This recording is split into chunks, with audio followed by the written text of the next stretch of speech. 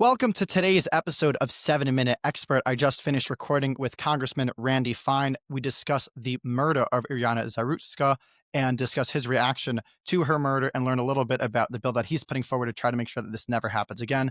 Please make sure to like, follow, and subscribe. I'm Gideon Askowitz, and this is 7 Minute Expert.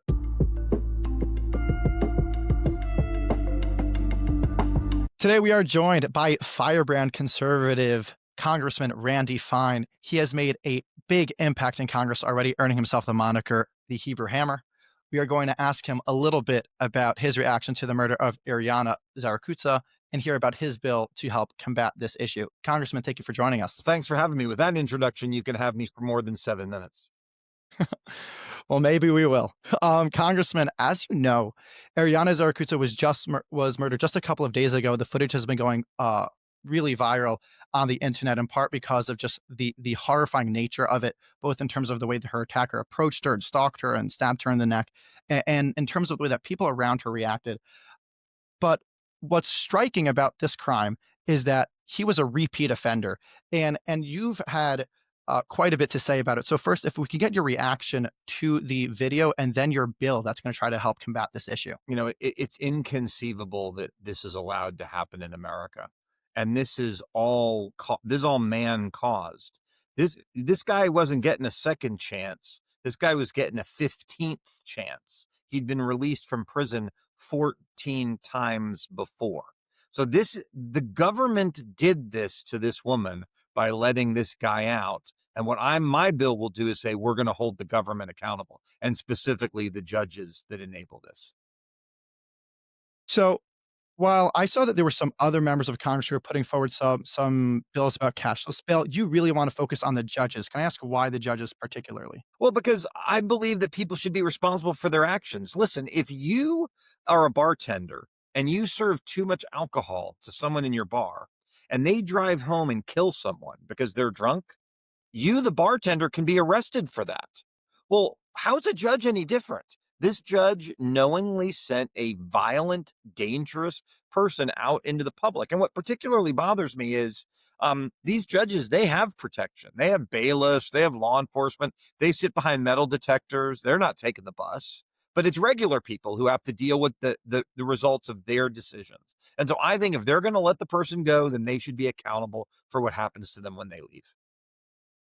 I mean, it makes a lot of sense. I think that there's been a lot of support on social media. I know that Musk has retweeted the announcement of your bill.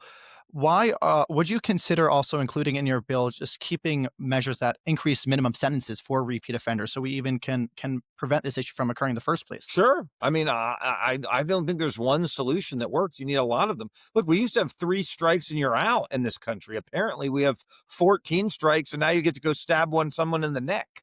So clearly we've got massive problems with our criminal justice system, because this story is not alone. There are far too many. And the problem we have in this country is basically the left does not believe in the idea of good and evil. I mean, we're in a civilizational fight for the future of the world between people who believe in right and wrong and people who make excuses for everything.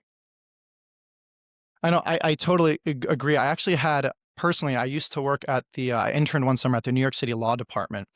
And I remember sitting down as one of my first days, and we were dealing with the crimes that the DA wouldn't prosecute because they were juveniles, and they weren't heinous enough apparently for the DA. And I remember sitting down and reading one of my first cases, and it was about a 16-year-old who had molested or sexually abused a young child, maybe 4 years old. And I remember almost crying and almost throwing up, and turning to my boss, and I said, "Why are we only trying to give this guy?" It was something like 2 years. Like, this is insane. And she said, there are policies in place that prevent us from properly going after these people. And I'm telling you, Gideon, we're going to see him again. And now I'm concerned that is already a serious issue. But now we have somebody like Mamdani who's running for mayor, and he's talking about letting people out of Rikers. Do you think that this is a well-founded concern that New York's going to become less safe? Oh, New York will become lawless. Look, you have an imbecile, communist, Muslim terrorist running for mayor of New York. Objectively, he's unqualified on every level. The guy's barely been an American. He's never really had a real job. He hasn't done much in the legislature. And now he's just, trotting out trite Karl Marx slogans. He will destroy New York. And it breaks my heart to think that might happen to one of America and the world's premier cities. The fact that people would vote for them is just insane. I mean, it's quite frightening. I think I know a lot of people who are very concerned about Mamdani for They should be. a number of reasons. And I personally, I know I was taking the subway today, and you know what I noticed? I noticed that there were more women who had their backs to the walls and to and against like barriers, so that nobody can approach them from behind. And I think that that sort of fear is only going to be exacerbated if he becomes mayor. And it's something that I know that I'm very concerned about, and that a lot of our listeners are concerned about. But just before I let you go, you were recently appointed to the House Foreign Affairs Committee, and as we know today, there was a strike in Doha, and I want you to maybe help our viewers. How should we think about this strike, because Israel is an American ally, Qatar is an American ally, but they were harboring Hamas terrorists. There are many people that say that that is on part of the U.S. too. That we ask them to house them there so they can serve a mediation role. That the Qataris can facilitate conversations. How should we view this strike? Is it a success? Is it a good thing? Is it a win for the West? How do we approach this? After 9/11, the United States said, if you harbor those who did 9/11 to us, we are coming for you. And we did that with Osama bin Laden. Osama bin Laden was hiding out in Pakistan, and we went and we got him and we killed him.